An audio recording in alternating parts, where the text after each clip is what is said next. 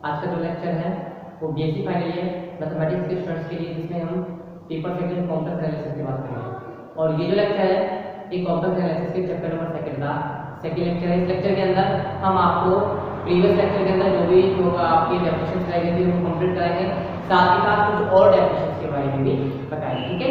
जिनमें से आपके लास्ट लेक्चर में 3 डेफिनेशंस लाई गई थी लिखवानी, एक तो आपकी आंतरिक बिंदु की, एक बाह्य बिंदु और एक परिसीमा बिंदु, ठीक है। तो देखिए सबसे पहले आंतरिक बिंदु की डेफिनेशन समझा तो दीजिए मैंने लास्ट के लेक्चर में, सिर्फ लिखानी है तो ये लिख लीजिए, ठीक है।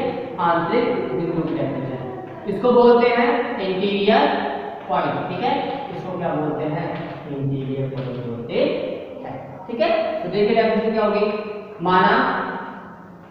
माना एस समेशन, माना एस समेशन संख्याओं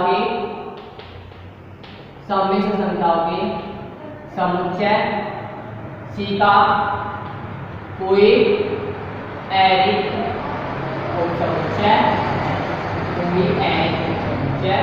है, अर्थात five does not equal to S बराबर Z belongs to C, Z belongs to C such है जेड बराबर एक्स प्लस आई का Y comma X Y belongs to R comma I का बराबर root minus one subset of C, ठीक है।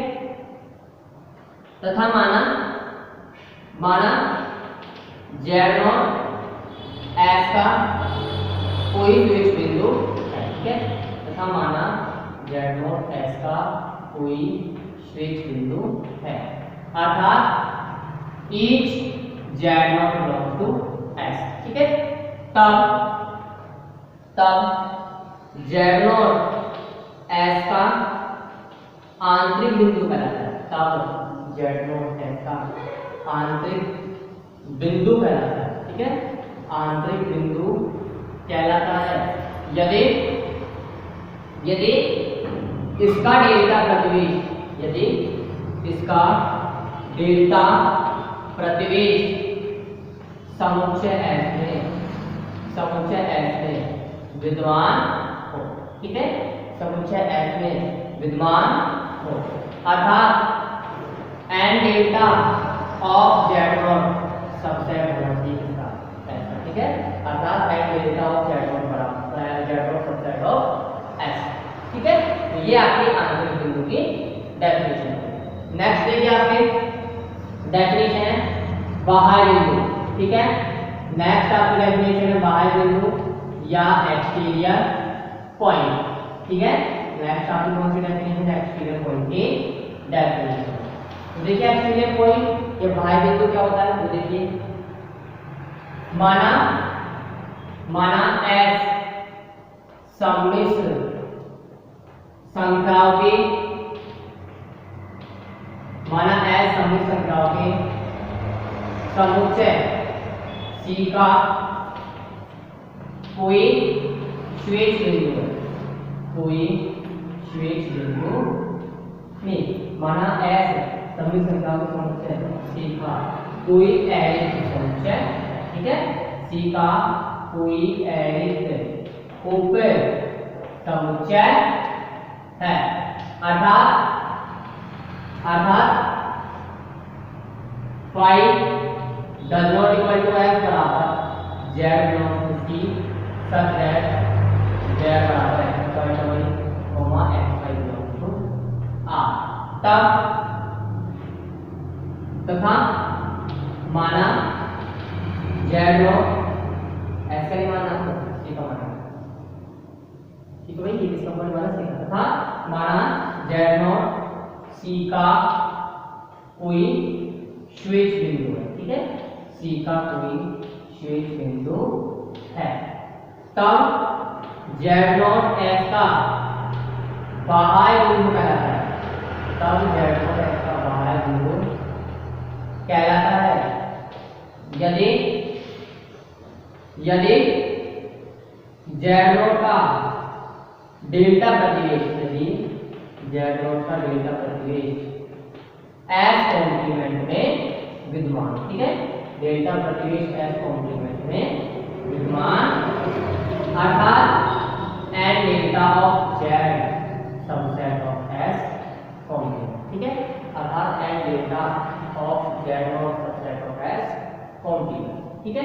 ये आपकी हो गई, किसकी डेफिनेशन y बिंदु की। अब नेक्स्ट लिखो आप क्या, अब नेक्स्ट क्या आपका परिसीमा बिंदु, ठीक है। नेक्स्ट क्या है आपका परिसीमा बिंदु है, या फिर इसको बोलते हो आप बाउंड्री पॉइंट, ठीक है। क्या बोलते हो आप उसको, बाउंड्री पॉइंट बोलते हो। तो नेक्स्ट डेफिनेशन है आपकी बाउंड्री पॉइंट की, ठीक है। नेक्स्ट किसकी डेफिनेशन है, बाउंड्री पॉइंट की डेफिनेशन। तो देखिए बाउंड्री पॉइंट होता क्या है वो भी देख लीजिए, ठीक है।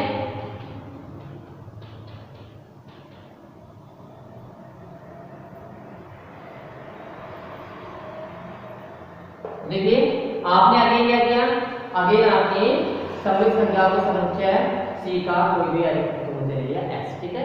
That is five is equal to x बराबर z belongs to C such that z बराबर x sine y comma x belongs to R comma y बराबर root minus 1 sine of C, ठीक है। और z डॉट क्या किया आपने C का कोई स्विच बिंदु मान लिया, तभी z डॉट S का परिसीमा बिंदु कहलाता है यदि इसके डेल्टा प्रतिवेश के, यदि इसके डेल्टा प्रतिवेश के कुछ बिंदु समुच्चय S के हो, कुछ बिंदु समुच्चय S के हो, तथा कुछ बिंदु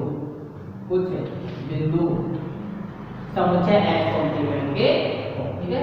तथा कुछ बिंदु समुच्चय S कॉम्प्लीमेंट के हो, अर्थात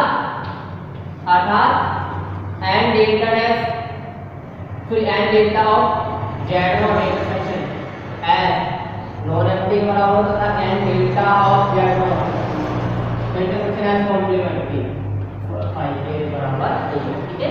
ये मतलब इन दोनों साइड का इंटरसेक्शन नॉन एम्प्टी और इन दोनों साइड का इंटरसेक्शन क्या नॉन एम्प्टी हो, मतलब n delta of z not के कुछ बिंदु ऐसे विद्यमान और कुछ किसके विद्यमान हो, S डैश में विद्यमान, ठीक है। तो ये आपकी परिसीमा बिंदु की डेफिनेशन है। अब उसके पश्चात आता है नेक्स्ट आपकी डेफिनेशन है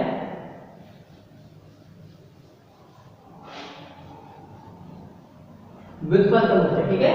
नेक्स्ट आपकी डेफिनेशन है ड्राइव्ड सेट या फिर व्युत्पन्न समुच्चय, ठीक है। नेक्स्ट आपकी डेफिनेशन वो है व्युत्पन्न समुच्चय। तो देखिए व्युत्पन्न समुच्चय या ड्राइव्ड सेट क्या होता है, व्युत्पन्न समुच्चय इसको बोलते हैं इसमें ड्राइव्ड सेट, ठीक है। व्युत्पन्न समुच्चय क्या होता है वो देखिए, आपने C का कोई भी नॉन एम्प्टी सबसेट लिया S, ठीक है। C का कोई भी नॉन एम्प्टी सबसेट आपने लिया S, ठीक है। अब आपने C का कोई नॉन एम्प्टी सबसेट ऐड किया है, C के अंदर कॉम्प्लेक्स नंबर तो S के अंदर क्या होगा, कॉम्प्लेक्स नंबर होगी जिनका रूट क्या होगा x का फाइव का y टाइप का, और जहां पे x और y का हो दिए नंबर और i का बराबर क्या होगा रूट माइनस 1, ठीक है। ये आपने मान लिया। अब देखिए आपने इस S के सभी सीमा बिंदु ज्ञात किए, ठीक है। आपने इस S के सभी सीमा बिंदु ज्ञात किए, तो S के सभी सीमा बिंदुओं का जो समुच्चय होता है, S के सभी सीमा बिंदु ज्ञात किया आपने और उनका आपने क्या बनाया, समुच्चय बनाया।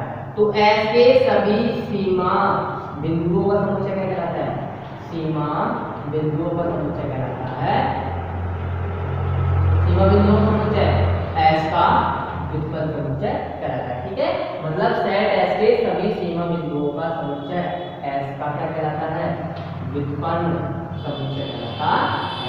इसको किससे व्यक्त करते हैं, इसको S डैश से व्यक्त करते हैं और डिफाइन किस प्रकार करते हैं कि S डैश बराबर Z belongs to C such that Z S का क्या है, सीमा बिंदु है, ठीक है। Z S का क्या है, सीमा बिंदु है, ठीक है। Z क्या है, S का सीमा बिंदु, ठीक है। अब देखिए Z S का सीमा बिंदु है, लेकिन एक बात आपको बोल देना चाहता हूँ कि किसी भी सेट के जो सीमा बिंदु हो सकते हैं उनकी संख्या या तो 0 हो सकती है, या उनकी संख्या फाइनाइट हो सकती है, या उनकी संख्या इनफाइनाइट हो सकती है, ठीक है। किसी भी सेट के सीमा बिंदुओं की संख्या कितनी होती है, या तो 0 होगी, या इनफाइनाइट होगी, या फिर फाइनाइट होगी, ठीक है। जैसे मान के चलो आपने माना क्या कि mod z less than equal to 1, तो इस सेट के सीमा बिंदु क्या है, इस सेट के सीमा बिंदुओं की संख्या है इनफाइनाइट, ठीक है। इस सेट के सीमा बिंदुओं की संख्या क्या है, इनफाइनाइट। आपने एक सेट लिया z बराबर एस बराबर जेड, एस बराबर आयोटा अपॉन एन, जहाँ पे ईच एन इसको बिलोंग करते हैं कैपिटल एन। तो इस सेट एस का जो सीमा बिंदु होगा वो क्या होगा, इसका सीमा बिंदु 0 होगा। ठीक है, तो इसके सेट के आप जब ड्राइव सेट बनाते हो तो ड्राइव सेट में आप देखो कितने एलिमेंट है, एक एलिमेंट है, मतलब फाइनाइट लिमिट पॉइंट है। मतलब किसी भी सेट के पास इनफाइनाइट लिमिट पॉइंट हो सकते हैं, फाइनाइट लिमिट पॉइंट हो सकते हैं, और जरूरी नहीं कि सेट के पास लिमिट पॉइंट भी, कोई जरूरी नहीं होता कि किसी सेट के पास कोई लिमिट पॉइंट भी हो। जैसे आपने मान के चलो कि आपने एक सेट ले लिया F, जिसमें कॉम्प्लेक्स नंबर है लिया आपका कौन सा, आपका है 2 + 3 आयोटा और 3 + 2 आयोटा। ठीक है, तो इस सेट का कोई भी लिमिट पॉइंट नहीं है, मतलब इस सेट का जो ड्राइव सेट आएगा वो क्या आएगा 5। तो पहला नोट आपका ये हो गया व्युत्पन्न समुच्चय की डेफिनेशन के बाद पहला नोट होगा ये हो गया कि किसी भी समुच्चय की सीमा बिंदु की संख्या या तो 0 होगी या फाइनाइट होगी या फिर इनफाइनाइट होगी। दूसरी बात, किसी भी समुच्चय का सीमा बिंदु सेट में हो भी सकता है और नहीं भी हो सकता। ठीक है, किसी भी समुच्चय का सीमा बिंदु सेट में हो भी सकता है, नहीं भी हो सकता है। जैसे इसके सीमा बिंदु क्या है 5, 5 इसका सबसेट है 5, मतलब 5 इसके अंदर शामिल है, मतलब इसका सीमा बिंदु क्या हो सकता है, इसका किसी भी सेट का सीमा बिंदु सेट के अंदर हो भी सकता है, नहीं भी हो सकता है। 5 इसके अंदर भी है क्योंकि 5 सबसेट होता है किसका, प्रत्येक सेट का, तो 5 इसके अंदर भी होगा। किसी सेट के सीमा बिंदु सेट के अंदर हो सकता है, तो इसके अंदर भी क्या है सीमा बिंदु, इसका सीमा बिंदु क्या है सेट के अंदर है। लेकिन ये वाला जो सेट है इसमें संख्याएं क्या होंगी, इसमें कॉम्प्लेक्स नंबर क्या होंगे, iota upon 1, iota upon 2, iota upon 3, iota upon 4, dot ऐसे कॉम्प्लेक्स नंबर होंगे, और इनका सीमा बिंदु क्या है 0 आ रहा है, जो सेट के अंदर नहीं है। तो मतलब किसी भी सेट का सीमा बिंदु सेट के अंदर हो भी सकता है और नहीं भी हो सकता है। ठीक है, किसी भी सेट का सीमा बिंदु सेट के अंदर हो भी सकता है या नहीं भी हो सकता है।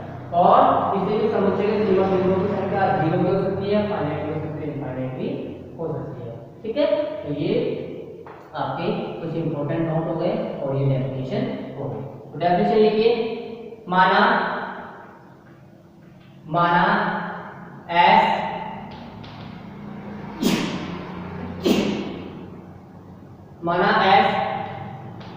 सममिश्र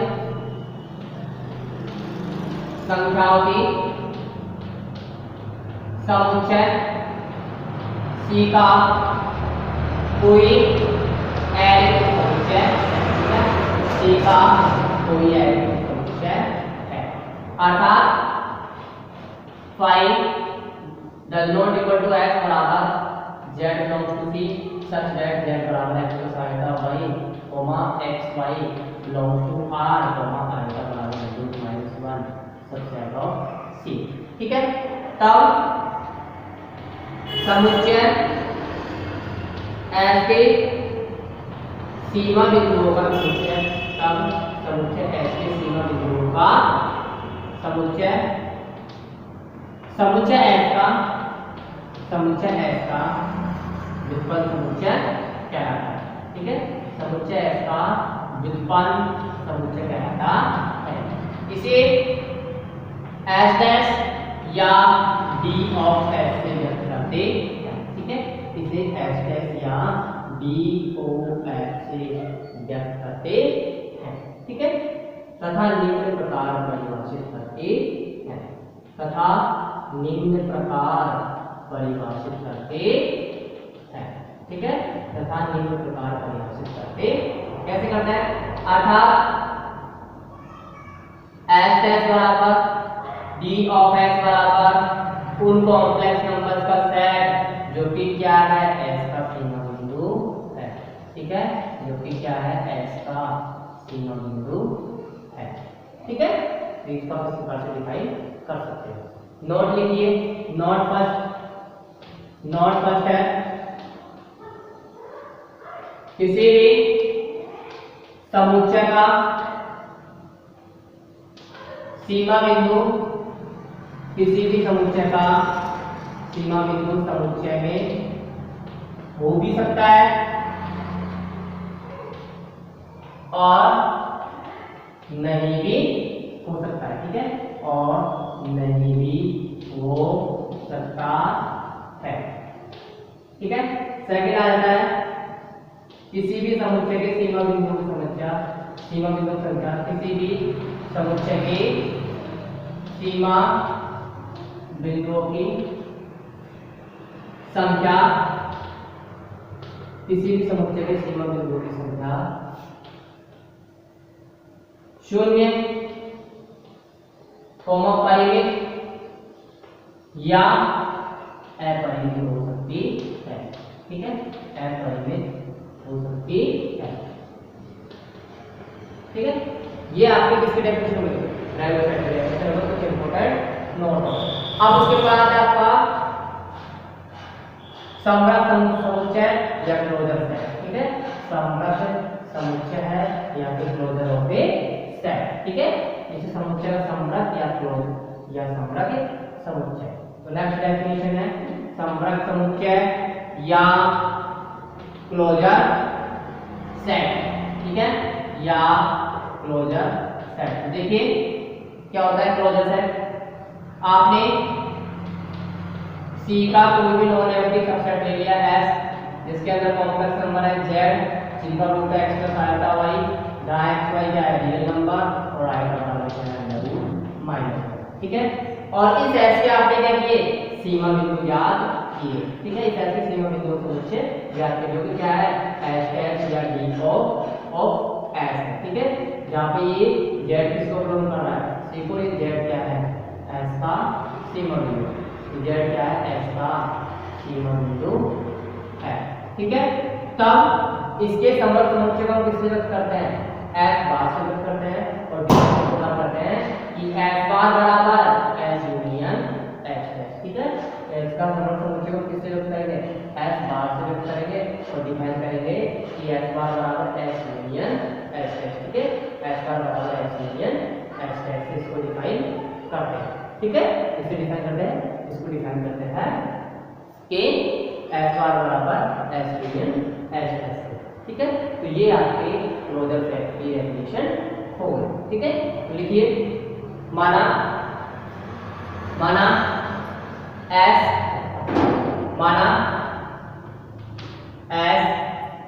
सम्मिश्र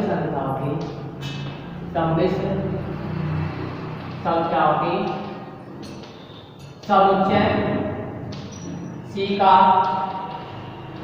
कोई एलिमेंट समुच्चय। ठीक है, C का कोई एलिमेंट उपसमुच्चय है। अर्थात फाई S बराबर Z belongs to C such that Z बराबर x plus iota y, xy belongs to R, iota बराबर minus 1% of C। ठीक है, तथा S का व्युत्पन्न समुच्चय है। ठीक है, तथा S का व्युत्पन्न समुच्चय है। अर्थात S बराबर B of S बराबर Z belongs to C such that Z S का क्या है? सीमा बिंदु है। Z S का सीमा बिंदु है। तब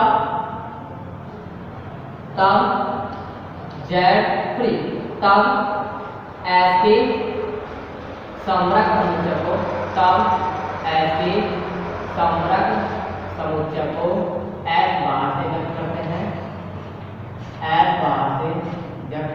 तथा निम्न प्रकार परिभाषित करते हैं। ठीक है, तथा निम्न प्रकार परिभाषित करते हैं। अर्थात S बार बराबर S यूनियन S है। ठीक है, अर्थात S बार बराबर S यूनियन S है। ठीक है, अर्थात S बार इसका S बार बराबर S यूनियन S है। अब देखिए S बार बराबर S यूनियन S है, तो आप क्या कर सकते हो? आप कह सकते हो कि यहाँ पे S किसका सबसेट होगा? S बार का, और S किसका सबसेट होता है? S बार का सबसेट होता है। ठीक है, S सबसेट ऑफ S बार होगा, S किसका सबसेट होगा? S बार का सबसेट होता है। हमेशा ध्यान रखने की बात है, कोई भी सेट अपने क्लोजर का सबसेट होता है और किसी भी सेट के ड्राइव्ड सेट भी होता है उसके क्लोजर का सबसेट होता है। ठीक है, ये आपके समग्र समुच्चय है। ठीक है,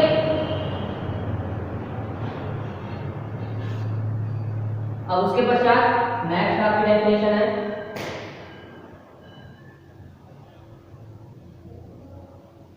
आपके नेक्स्ट डेफिनेशन है समवर्त समुच्चय। ठीक है, नेक्स्ट आपकी जो डेफिनेशन है वो क्या है, समवर्त समुच्चय या फिर क्लोज्ड सेट। ठीक है, नेक्स्ट जो आपकी डेफिनेशन है वो क्या है, वो है आपकी समवर्त समुच्चय। एक बार ध्यान रख लेना, मैंने आपसे अभी कहा है कि S बार का डेफिनेशन S टेस्ट सबसेट होगा, S बार का और S टेस्ट सबसेट होगा, S बार। ठीक है, ये आपको ध्यान रखना। अब नेक्स्ट देखो आपकी डेफिनेशन क्लोज्ड सेट या फिर समवर्त समुच्चय। समवर्त समुच्चय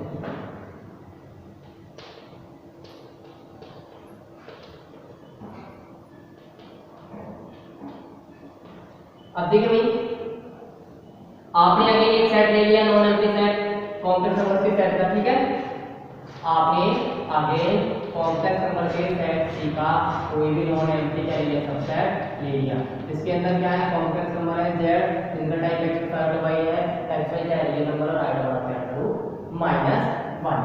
ठीक है, अब देखिए, आप ये जो सेट S है, ये जो सेट S है, ये समवर्त समुच्चय कहलाता है।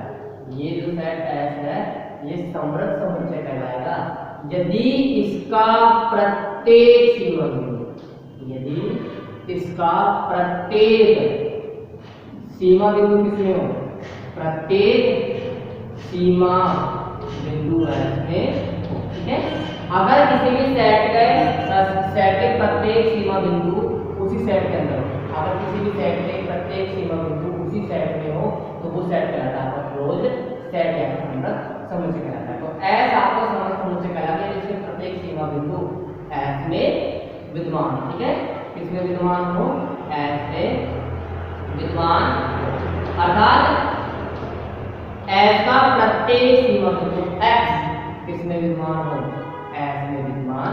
ठीक है, इसमें विद्यमान हो, X में विद्यमान। और जब इसका प्रत्येक सीमा बिंदु S में विद्यमान है तो आप क्या कह सकते हैं, आप कह सकते हो कि S डैश हमेशा इसका सबसेट होता है, S डैश हमेशा सबसेट होता है S। ठीक है, S डैश हमेशा इसका सबसेट होगा, S डैश सबसेट होगा S का। और जब S डैश S का सबसेट है तो इसका अगेन आप S के साथ यूनियन लेते हो तो क्या आता है, ये आता है S यूनियन S डैश बड़ा subset of S union S। S union S तो हो जाएगा S यूनियन S डैश किसके बराबर होगा, S बार के बराबर होगा। अगर कोई भी सेट क्लोजर, अगर कोई भी सेट क्लोजर है, तो क्लोज सेट है, अगर कोई भी सेट समवर्त समुच्चय है तो S बार किसका सबसेट होगा, S बार सबसेट होगा S का। और S तो आपको पता ही है किसका सबसेट होता है, S बार का पहले से ही सबसेट होता है। ठीक है, कहने का मतलब समझो ना, कहने क्या चाह रहा हूं, ये सेट है, ये समवर्त समुच्चय कहलाएगा यदि इसका प्रत्येक सीमा बिंदु इसके अंदर हो। इसका जो प्रत्येक सीमा बिंदु है ना वो खुद इसके अंदर होना चाहिए। अगर इसका प्रत्येक सीमा बिंदु इसी के अंदर है तो आप क्या कह सकते हो कि ईच x S को बिलोंग कर रहा है तो x भी किसको बिलोंग कर रहा है, S को बिलोंग कर रहा है। और जब each x belongs to S this implies x belongs to S तो S किसका सबसेट होता है, कैसे सबसेट होता है, x किसका सबसेट होगा, S का सबसेट होगा। जब भी कोई सेट क्लोज सेट होगा तो S किसका सबसेट होगा, S का होगा। दूसरी बात, S के सबसेट ऑफ S है, अगेन इसका S के साथ यूनियन लो तो क्या आता है, S यूनियन S का सबसेट होगा, S union S union S का S होता है, S यूनियन S का होता है, S बार होता है, मतलब S बार किसका सबसेट होता है, S का सबसेट होता है। क्लोज सेट के कंडीशन के अंदर S बार सबसेट होता है S का, और आपको पता है कि S के पहले से क्या होता है, S बार का सबसेट होता है। तो इन दोनों कंडीशन से आप क्या लिख सकते हैं कि A सबसेट ऑफ B और B सबसेट ऑफ A, तो आप क्या कर सकते हैं कि A बराबर B। आप इस कंडीशन से क्या कह सकते हैं कि A बराबर B, मतलब आप क्या कह सकते हो, S बराबर X बार। ठीक है, S बराबर X बार। सेकंड डेफिनेशन ये हो गई, कोई भी सेट क्लोज सेट कहलाता है यदि S किसके बराबर है, S बार के बराबर। मतलब किसी भी सेट का क्लोजर उसी सेट के बराबर है तो वो सेट कहलाएगा क्लोज सेट। ठीक है, पहली डेफिनेशन तो ये हो गई कि कोई भी सेट समवर्त समुच्चय कहलाएगा यदि इसके प्रत्येक सीमा बिंदु इसी में विद्यमान हो। दूसरी डेफिनेशन है कि कोई भी सेट क्लोज सेट कहलाएगा यदि S किसके बराबर है, S बार के बराबर। ठीक है, यदि S किसके बराबर है, S बार के बराबर। और तीसरी डेफिनेशन ये है कि कोई भी समुच्चय S समवर्त समुच्चय कहलाएगा यदि ये किसके बराबर हो, इसका क्लोजर सेट इसी के बराबर। ठीक है, मतलब इसका क्लोजर सेट खुद S के बराबर हो। ठीक है, तो ये आपकी डेफिनेशन क्लोज सेट है। तो आज का जो ये लेक्चर के अंदर ये आपकी लास्ट डेफिनेशन इसको लिख लीजिए।